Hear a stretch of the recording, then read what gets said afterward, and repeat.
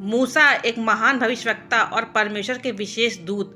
मूसा की मृत्यु के बारे में बाइबिल के अनुसार विशेष चर्चा। मूसा का जीवन संघर्ष, धैर्य और परमेश्वर के अटूट विश्वास का प्रतीक है। उनकी मृत्यु भी उतनी रहस्यमयी और महत्वपूर्ण है जितना कि उनका जीवन। मूसा कौन थे? मूसा, जिन्हें हिब्रू में मशे कहा जाता है, यहूदी धर्म, ईसाई धर्म और इस्लाम में एक महत्वपूर्ण पैगंबर माने जाते हैं। बाइबिल के अनुसार मूसा ने इजरायलियों को मिस्र की गुलामी से मुक्त किया और उन्हें परमेश्वर द्वारा दिए गए 10 आज्ञाओं का ज्ञान कराया। बाइबिल के व्यवस्था विवरण के अध्याय 34 में मूसा की मृत्यु का वर्णन मिलता है। जब इजराइल मिस्र की गुलामी से मुक्त होकर 40 वर्षों तक जंगल में भटकते रहे, तब परमेश्वर ने उन्हें कनान देश यानी वाचा की भूमि देने का वादा किया था। मूसा इस यात्रा में इजरायलियों के नेता और मार्गदर्शक बने। परमेश्वर ने मूसा से कहा कि वे नबो पर्वत पर चढ़े, जो मोआब देश में स्थित था। वहां से उन्हें कनान की भूमि को दिखाया गया, लेकिन परमेश्वर ने मूसा से कहा, यह वही भूमि है जिसका मैंने अब्राहम, इसहाक और याकूब से वादा किया था, लेकिन तुम इसमें प्रवेश नहीं कर पाओगे। बाइबिल के अनुसार मूसा ने परमेश्वर की एक आज्ञा का उल्लंघन किया था। जब इजरायली लोग रेगिस्तान में प्यास से परेशान थे, तब परमेश्वर ने मूसा से कहा कि वे एक चट्टान से बात करें ताकि पानी निकल आए, लेकिन मूसा ने परमेश्वर पर पूरी तरीके से विश्वास न करते हुए अपनी लाठी से चट्टान पर 2 बार प्रहार किया। ये वचन हमें मिलता है गिनती 20 उसके 7 से 12 में। इस कारण परमेश्वर ने उन्हें कनान में प्रवेश करने की अनुमति नहीं दी। मूसा की मृत्यु और दफनाने का रहस्य।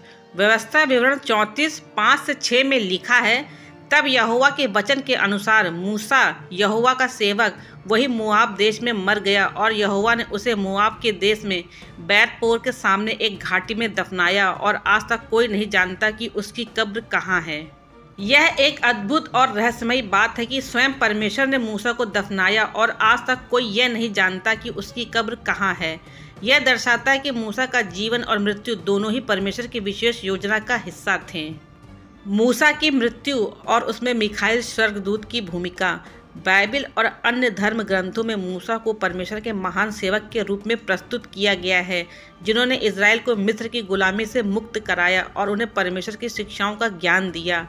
लेकिन उनकी मृत्यु भी उतनी ही रहस्यमयी रही जितना कि उनका जीवन।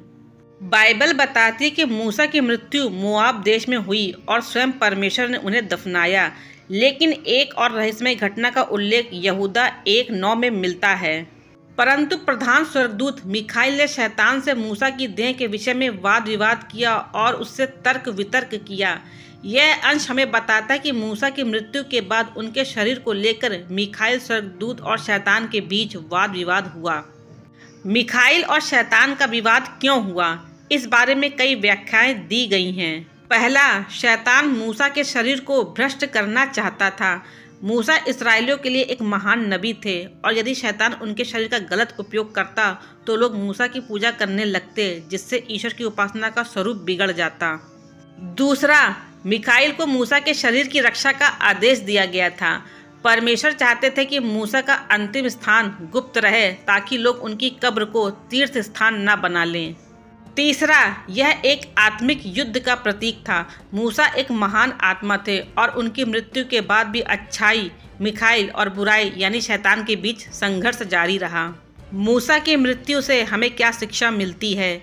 ईश्वर की योजना सर्वोच्च होती है। चाहे हम कितने भी महान हों, हमें परमेश्वर की आज्ञा का पालन करना चाहिए। नेतृत्व का सच्चा अर्थ।